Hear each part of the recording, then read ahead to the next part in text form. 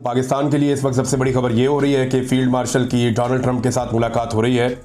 और नॉर्मली जो सियासतदान है वो सियासतदानों से मिलते हैं, हुक्मरानों से मिलते हैं, लेकिन अमेरिकन बड़ी अच्छी तरह जानते हैं कि पाकिस्तान में असल में बात किससे करनी है और इक़्तिदार का मालिक कौन है, कौन अर्दली है और कौन हुकूमत में है, कौन इस वक्त पाकिस्तान का निज़ाम चला रहा है।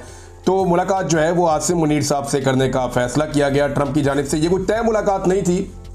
आसिम मुनीर का दौरा था इनका अमेरिका का और यहाँ पे कुछ हाई ऑफिशियल से उनकी मुलाकातें थीं, जो अब तक मेरे पास दस्तयाब मालूमात है। उनके मुताबिक अमरीकी सोर्सेज ने यह बताया है कि अब डोनाल्ड ट्रंप की मुलाकात आसिम मुनीर से करवाई जा रही है और इसके पीछे एजेंडा एक ही है और वो एजेंडा है ईरान का।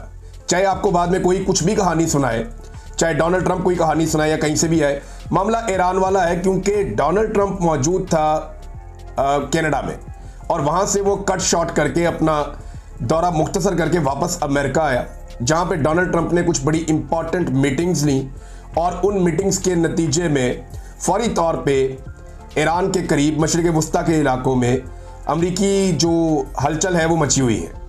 यानी आमदरफ्त जारी है, चीज़ें पहुंचाई जा रही है, यूरोप से कार्गो आ रहे हैं, तो जो हथियार है उनकी खेप पहुंच रही है मशरिक़ वस्ता में। ये डोनाल्ड ट्रंप के जल्दी वापस आने के बाद ये हुआ। अच्छा, इसकी वजह क्या है वो मैं आपको भी बता दूं। इसराइल की कैपेसिटी खत्म हो रही है, उस पर बाद में बात करते हैं। और यहीं पे एक मुलाकात का बंदोबस्त किया गया पाकिस्तान के आर्मी चीफ की एक लंच के ऊपर अमरीकी सदर के साथ। याद रखें, अमरीकी मुफ्त में कभी किसी को खाना नहीं खिलाते। इसकी कीमत अदा करनी पड़ेगी इस लंच की। पाकिस्तान को अब क्या कीमत अदा करनी पड़ेगी ये भी हम कुछ कह नहीं सकते। इससे पहले कौन सा आर्मी चीफ था, जरा थोड़ा सा तारीख में जाकर आप देख लें। आजकल मिलिट्री एस्टेब्लिशमेंट के टाउट्स और बाकी लोग जो है वो बड़े छोड़े गए हैं और बड़ी तेजी से प्रोपेगेंडा वो कर रहे हैं और बहुत सारी चीजें ऐसी कह रहे हैं जो जिनका वजूद ही नहीं है। मैं आपको कुछ चीजें भी आपके सामने रखूंगा, आपको पता चल जाएगा। एक तो आप ये देखें कि सदर बराक ओबामा से मुलाकात की थी उस वक्त के पाकिस्तान के army chief general Ashfaq Parvez Kayani ने। यह मुलाकात मार्च 2011 में वाशिंगटन डीसी में ही हुई थी। तो ये मुलाकात आपको याद होनी चाहिए। आज से 14 साल पहले एक मुलाकात हुई थी और ये एक गैर मामूली मुलाकात समझी जा रही थी। जनरल अशफाक परवेज कियानी साहब को एक्सटेंशन भी मिली थी, आप ये भी अच्छी तरह जानते हैं। और इस गैर मामूली मुलाकात के बाद जनाब खबरें ये दी गई कि अफगानिस्तान के ऊपर बात की गई है, दहशतगर्दी के ऊपर बात की गई है, अमरीकी इनखला के ऊपर बात की गई है, पाकिस्तान में अमरीकी ऑपरेशंस के ऊपर बात की, ये चीज़ें जो है वो डिस्कस हुई थी। लेकिन इस मुलाकात के तकरीबन 1.5 से पौने 2 महीने के अंदर एक एबटाबाद में हमला हुआ और ये अमेरिकन ने हमला किया। उसके नतीजे में 2 मई 2011 को एबटाबाद में उसामा बिन लादेन पर अमेरिकी नेवी सील्स का ऑपरेशन किया गया था। अब आपको समझ आई। यानी उस वक्त जब आर्मी चीफ मिले थे तो उसके बाद बराक ओबामा के हाथ एक ऐसी चीज लग गई थी जिसकी बुनियाद पर वो दोबारा इलेक्शन लड़ा और दोबारा इलेक्शन जीत गया। ये एक बहुत बड़ी कामयाबी थी कि उसामा बिन लादेन को मार दिया गया पाकिस्तान की सरजमीन पे। और उसके मरने से लगभग 1.5-2 माह पहले पाकिस्तान के आर्मी चीफ की बराक ओबामा के साथ मुलाकात हुई। बराक ओबामा इतने शोर शॉट थे उसामा बिन लादेन को लेकर कि उन्होंने बाकायदा एक पूरा ऑपरेशन रूम बनाया था, उसके अंदर बैठकर बाकायदा इस सारे अमल को फिल्माया गया था और अपनी वीडियो भी बनाई थी बराक ओबामा ने, अपने लोगों की भी। स्पेशल तरीके से वो बैठे थे और वो एक जंग जैसा माहौल बना के उन्होंने पूरी अमेरिकन की एक पॉपुलैरिटी हासिल करने के लिए, एक पॉपुलैरिटी की एक वेव चली थी उसके बाद। तो ये फायदा उन्हें दिया गया था उस वक्त बराक ओबामा को।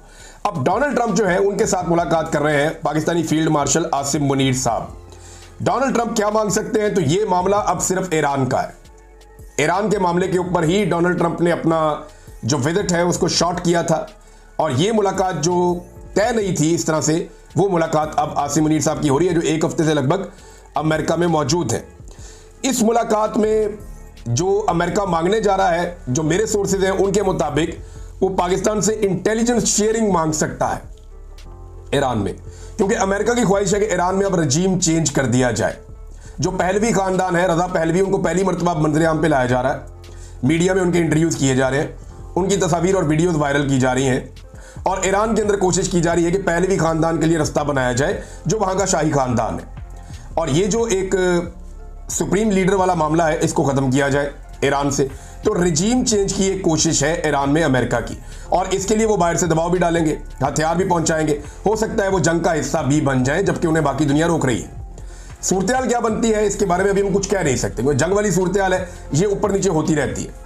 लेकिन पाकिस्तानियों की बदकिस्मती है और पाकिस्तान के जो मौजूदा एस्टेब्लिशमेंट है या जो मौजूदा हुकूमत है, रिजीम है, उसकी खुशकिस्मती है कि जियोपॉलिटिकल सिचुएशन ऐसी बन गई है कि वो डोनाल्ड ट्रंप जिससे उम्मीद की जा रही थी और वो बातें कर रहे थे, दावे कर रहे थे, डोनाल्ड ट्रंप के लोग खुद बैठकर, डोनाल्ड ट्रंप के करीबी लोग खुद बैठकर ओवरसीज पाकिस्तानियों को ये बता रहे थे कि अब हम टेलीफोन कॉल कर रहे हैं, अब हम पाकिस्तान को ये पैगाम दे रहे हैं, अब हमने पाकिस्तान को ये पैगाम दे दिया है। तो वो खुद दावे कर रहे थे। इससे पहले आपने देखा रिचर्ड ग्रेनल लिख रहा था, बाकी जो रिपब्लिकन पार्टी के लोग हैं वो इमरान खान के साथ या पाकिस्तान तहरीक इंसाफ के ऊपर होने वाले जुल्म के बारे में खड़े थे।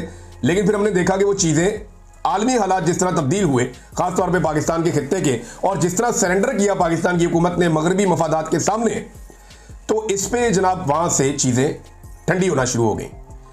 तो वो सारे मामला किसी और तरफ चले गए और अब ईरान का मामला एक ब्लेसिंग इन डिस्गाइज है पाकिस्तानी एस्टेब्लिशमेंट के लिए और एक बदकिस्मती है पाकिस्तानी अवाम के लिए कि एक मरतबा फिर बंद कमरों में वो फैसले होने जा रहे हैं जो पाकिस्तानी अवाम की मंशा और मर्जी के खिलाफ होंगे। यानी अमेरिका पाकिस्तान से क्या मांग सकता है, ये मेरे पास सोर्सेज से इत्तला है। एक, वो इंटेलिजेंस शेयरिंग मांगेगा पाकिस्तान से। पाकिस्तानी बहुत बड़ी तादाद में ईरान में जाते हैं, बार बार जाते हैं, और इंटेलिजेंस शेयरिंग चाहिए रिजीम चेंज करने के लिए ईरान में। ये आप क्लियर कर लें इस मामले को। एक तो वो इंटेलिजेंस शेयरिंग मांगेंगे, क्या कोई फिजिकल मदद वो मांग सकते हैं? देखिए, जब तक अमेरिका फंस नहीं जाता बुरी तरह, तब तक वो कोई फिजिकल मदद शायद पाकिस्तान देने की पोजीशन में नहीं होगा और शायद वो मांगेगी भी नहीं। लेकिन अगर कोई मदद दी गई तो ये खुफिया मदद होगी, मुकम्मल तौर पर ओपन नहीं होगी। जैसा कि पाकिस्तान ने रूस के खिलाफ जो यूक्रेन की जंग थी उसमें अमेरिका की और यूक्रेन की खुफिया तरीके से भरपूर मदद की है। इमरान खान एजेंडे पे होंगे या नहीं होंगे, इस बारे में एक गैर मुसद्दका खबर मौजूद है, लेकिन उसकी तस्दीक अभी नहीं की जा सकती। मगर मुलाकात से पहले या उसके बाद कोई ना कोई खबर निकल आएगी और फिर मैं आपके साथ शेयर करूंगा कि एक्चुअली इमरान खान एजेंडे पर थे या नहीं थे। आर्मी चीफ अगर अमेरिका को खुश रखना चाहते हैं ना, आसिम मुनीर साहब, तो उन्हें अमेरिकी मफादात के सामने सरेंडर करना पड़ेगा और अमेरिकन की हर बात माननी पड़ेगी। इस सूरत में वो डोनाल्ड ट्रंप को और अमेरिका को खुश रख सकते हैं। डोनाल्ड ट्रंप का जो बयान आया है ईरान को लेकर, ये इस वक्त बहुत इंपॉर्टेंट है। वो नेतन्याहू की तारीफें कर रहे हैं, उन्होंने पाकिस्तान की भी तारीफ की है बिल्कुल इस मुलाकात से पहले, और पाकिस्तान की तारीफ करने के बाद उन्होंने इसको ईरान के साथ मामले को जोड़ा है। वो कह रहे हैं जी ईरान के बारे में हम ये करने जा रहे हैं, ये करने जा रहे हैं। पाकिस्तान एक एटमी कुव्वत है, पाकिस्तान एक अच्छा मुल्क है, तो पाकिस्तान की तारीफ कर रहे हैं। ईरान के बारे में उनके डिफरेंट राय है डोनाल्ड ट्रंप की, और इसराइल के बारे में उन्होंने वहीं पे कहा कि नेतन्याहू बिल्कुल ठीक काम कर रहा है। और अब वो ये कहना शुरू हो गए हैं कि जो कुछ भी ईरान में हो रहा है उसके पीछे अमेरिका है, और उन्होंने कहा कि हमने नेतन्याहू को कहा है कि वो ये हमले जारी रखे जो ईरान के ऊपर कर रहा है, और नेतन्याहू ने हमले जारी रखे हुए हैं। ईरानी जो सुप्रीम लीडर है वो अभी एक ख़ास मुकाम पे उन्हें ज़ेरे ज़मीन बंकर में पहुंचाया गया है मुतज़ाद इतलात के मुताबिक, और उस एरिया के करीब कहीं पे बताया जा रहा है कुछ धमाके भी हुए हैं और वहाँ पे एक हमला भी हुआ है।